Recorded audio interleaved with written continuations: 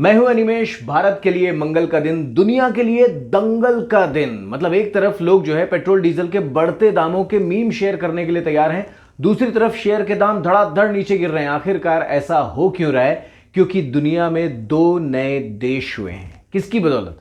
Russia की बदौलत। Actually जो डोनबास के एरिया है जहां पर यूक्रेन और रशिया के बीच में डिस्प्यूट है, वहां पर जो सेपरेटिस्ट हैं उन्होंने 2014 से ही अपना दावा ठोक दिया था कि ये जो लुंगास्क है, ये जो डोनेस्टिक है, ये अलग कंट्री है। अब जाके 2022 में तनाव के बीच में रशिया ने दोनों ही जगहों को, जो कि यूक्रेन के प्रांत हैं, सेपरेट कंट्री डिक्लेयर कर दिया है। और इस डिक्लेरेशन के साथ पूरी दुनिया में अफरा तफरी मच गई है, क्योंकि एक बार तो ऐसा लग रहा था कि रशिया अपनी सेना कम करने का जो दावा कर रहा है उसमें दम है, ये लड़ाई थम जाएगी और दुनिया जो है वो सुकून से थोड़ा और वक्त बिताएगी। लेकिन ऐसा बिल्कुल भी नहीं हुआ।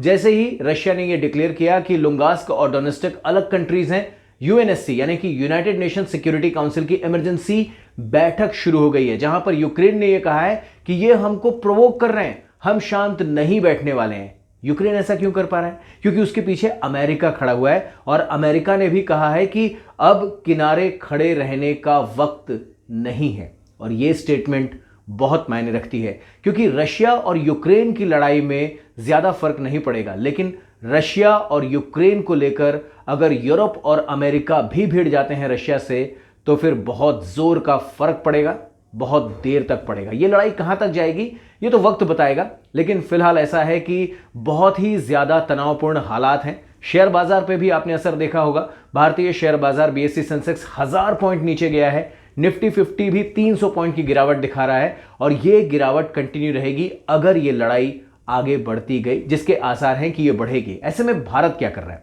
भारत ने सबसे पहले यूएनएससी में यह कहा है कि यह बहुत गंभीर कदम है, इससे शांति और सुरक्षा पे बहुत ही ज्यादा खतरा मंडरा रहा है और डिप्लोमेटिक बातचीत के जरिए ही मसला हल होना चाहिए। हमारी चिंता है जो भारतीय यूक्रेन में हैं उन्हें वापस कैसे लाएं। जितनी भी सीटों की कैपिंग थी एयरप्लेन्स में वो सारी हटा दी गई हैं, धुआंधार फ्लाइट्स चलाई जा रही हैं ताकि इंडियंस जल्दी से इंडिया लौटे।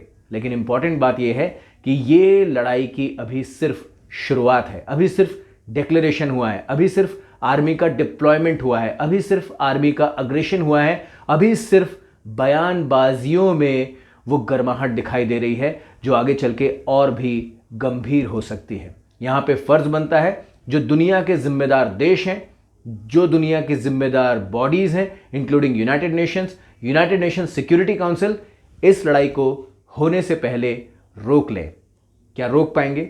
लगता नहीं है। आपको क्या लगता है? अगर आपको ये वीडियो अच्छा लगा हो तो दोस्तों तक जरूर पहुंचाइएगा, इस उम्मीद में कि दुनिया में दोस्ती बनी रहे।